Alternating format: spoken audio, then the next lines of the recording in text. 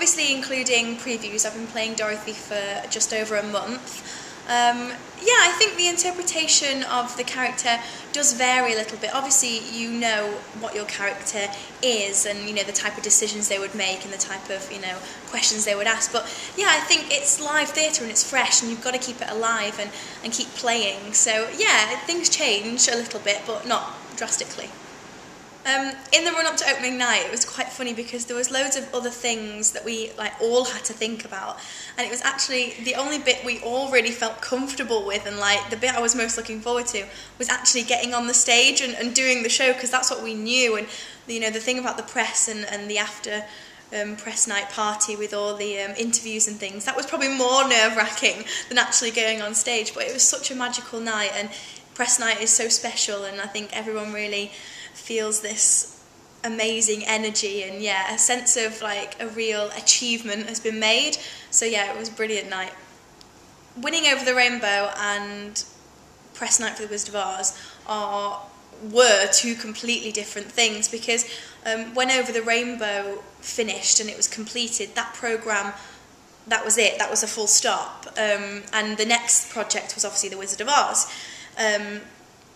Whereas with this, press night isn't the end, it isn't a conclusion, it's just the beginning. So I think the difference was that, you know, this press night meant, right, we've got here now, let's keep going. Whereas with Over the Rainbow, it was more, oh, it's done, you know, and what's next? So yeah, that's probably the difference in those two.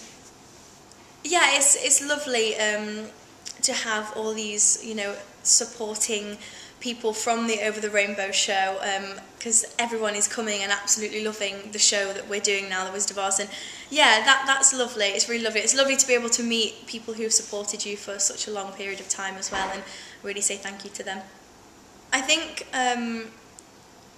what I'm enjoying most about playing Dorothy is it's so rewarding, and I'm barely off the stage, and it's such a mental and physical workout, and working with the dog and making sure that, you know, whichever dog I'm with, I've got a different sort of strategy and plan for the entire show, and just keeping everything fresh. And because I do spend most of my time on the stage, it is really nice because I don't get any downtime to sort of come out of it and, you know, come back into Danielle. It's always Dorothy, and I'm always there, and I get chance to work with all of the characters on stage, which is really, really great and doesn't always happen in a show. So yeah, it's nice. With the Totos, I couldn't say it ever got easier, because you can't get more real life and live on stage than a dog.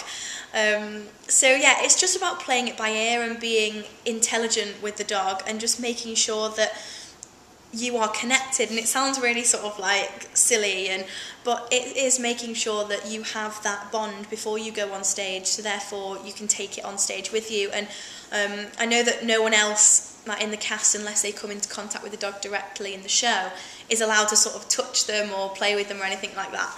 And yeah, I'm working really, really well with them, and they all work completely differently, so I've got to sort of, you know, pick them up a little bit different, so each one likes to be held a little bit differently so it's comfortable. But yeah, it's just about making sure the dog is safe and happy, and yeah, everyone loves them, they're gorgeous.